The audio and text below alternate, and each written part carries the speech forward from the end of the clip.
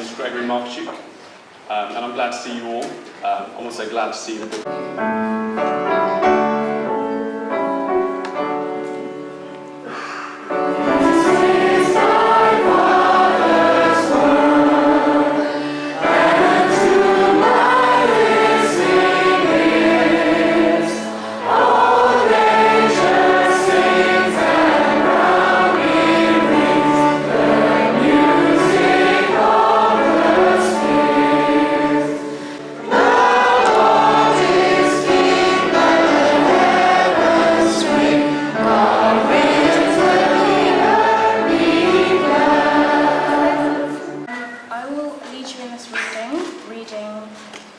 I will extol the Lord with all my heart.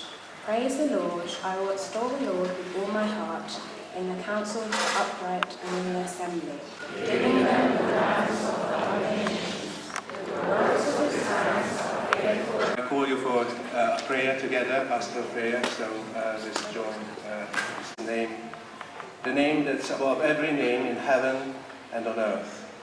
How comforting. Yeah, he made this water, and it's so deep, and there's nothing inside. Let's put something. What did he... Okay, thank you very much, and there must be... Only tune in. It is our response to Christ. As creation creatures itself. Next door, on the church's doorstep. We are asking for the second Sabbath offering this time to go towards helping us to buy those things for our school. And that it be used according to your will and to bring you the glory.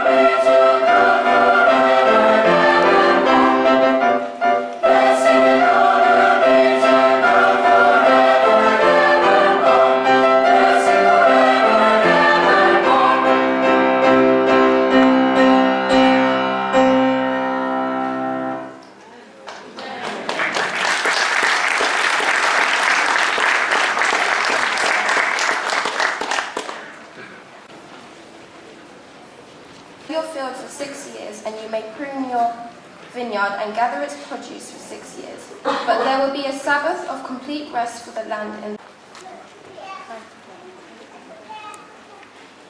I want to ask you, what is the difference between a miner and a gardener? What would you answer? The big difference, as I see it, between mining and gardening is that one is about extraction, whereas the other one is about insertion. One is all about subtraction, taking out, taking away.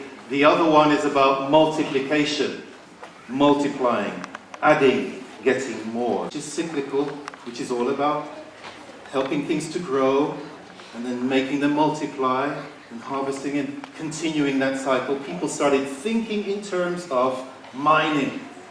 I'm going to get out of here whatever I can. Just deplete all the resources. It doesn't really matter. It's a mine. Let me go there and get what I can out of it. Created us as gardeners. Placed us in the Garden of Eden. In the whole beginning of the world, according to the Bible, it's all about us being gardeners. And when you read the last chapters of the Bible, it's about the garden being restored. And we're gardeners again. So our mindset as believers of Jesus needs to be that of gardeners, not miners. Leviticus 25. The first characteristic, if you like, of a gardener is that of faithfulness. Have a look in verse 2. Look what it says in verse 2. Speak to the Israelites and say to them, when you enter the land I am going to give you, the land itself must observe a Sabbath to the Lord. The first thing you notice is that they are to recognize the land they are getting is a gift from God. Which means that gardeners are always thinking as stewards, not owners. You see, stewards, gardeners will always give thanks for the gifts that they get. Jesus was always giving thanks. Have you noticed that? When he was going to feed the 4,000, what does he do first of all? He gives thanks before breaking the bread. When he's going to feed the 5,000, what does he do? He gives.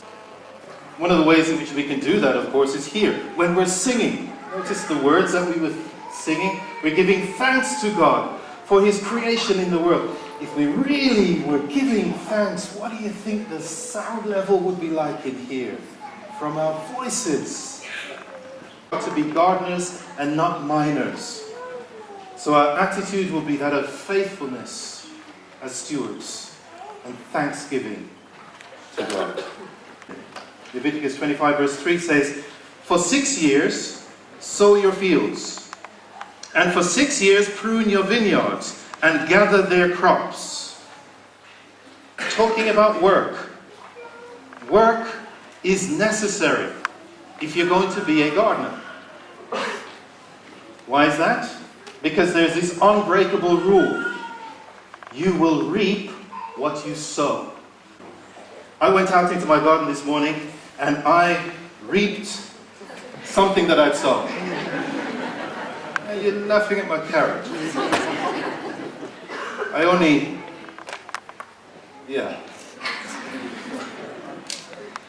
only got 3 carrots this year. And this is the best one. It's pretty sad. A couple of years ago, I got the biggest beetroots you'd ever believe.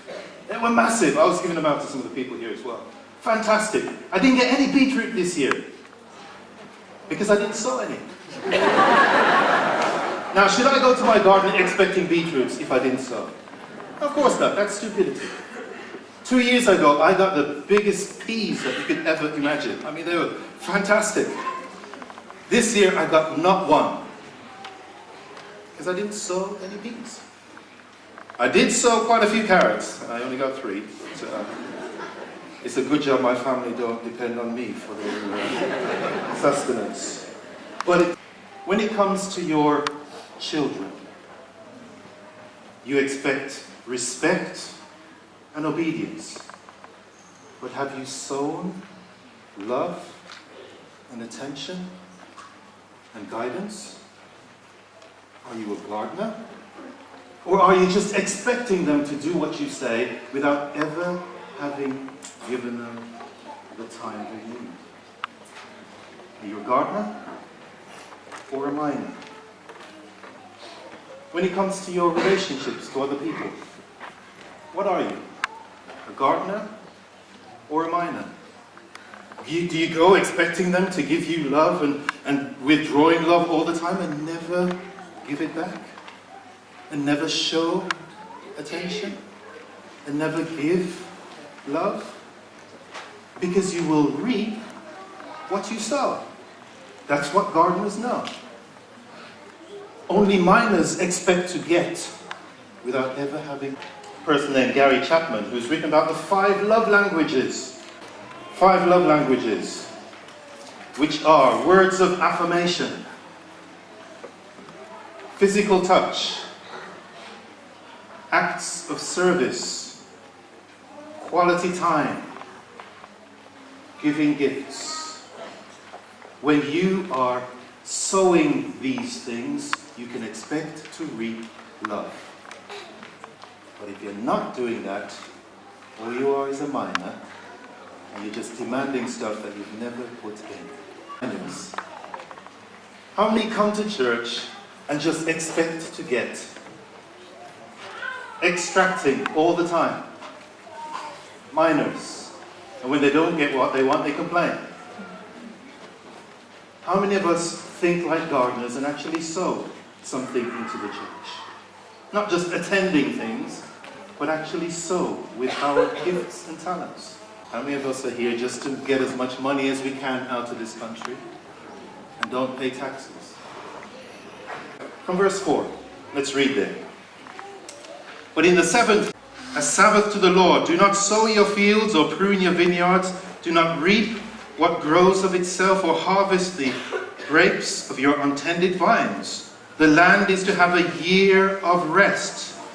Whatever the land yields during the Sabbath year may be eaten. You're dependent on the land. You're dependent on what you get from the land in order to stay alive. And what do? You give the land a Sabbath as well. Again, it's recognizing that all we have is a gift from God. We think about Sabbath for humans once a week, and even for maybe animals too. But the land needing a Sabbath? Imagine giving it a whole year off. I gave my little cabbage, my little vegetable patch, a year off. The year after, that's when I got this bumper crop of everything. It was incredible. That means you've got to really trust God. And actually that means Sabbath is much more about trust than it is obedience. All too often we think about Sabbath as what we do and don't do, and we're going to be obedient to God. But to really observe Sabbath means that we fully trust Him. That means that you've got to trust God. Maybe you're hoping that in that 6th year you'll get twice as much so that you can store it up, so that in that 7th year you'll get through.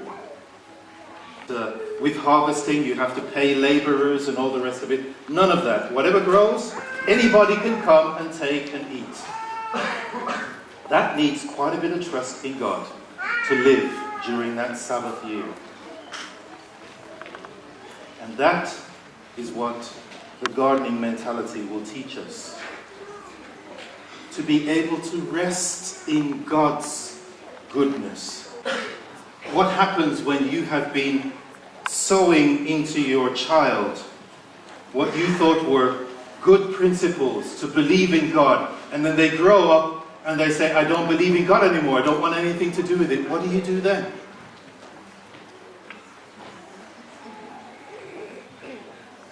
What do you do if you've tried as best as you can to do all of your revision, etc., and you get miserable grades?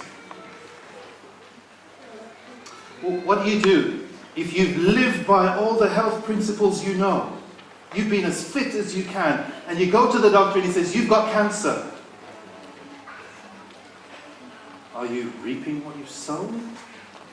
Or has something gone wrong? What do you do then? And this is where God says, trust in me. That's what Sabbath is about. Trust in me. When all the natural processes seem to have fallen apart and it doesn't work, then you lean on me and trust in me. Allow yourself to have a Sabbath heart. Allow your spirit to rest in God. And know that He will work it out for the best, whatever that may be. Sabbath in God. Rest in God completely. Going to be a gardener, and you think everything's going to come naturally, and it doesn't. Rest in me and my power and my goodness and my grace for you. Number one, relationship to God is that of trust. Trusting Him to produce when we can't do it ourselves. And may God help us to truly be gardeners, not miners. Amen.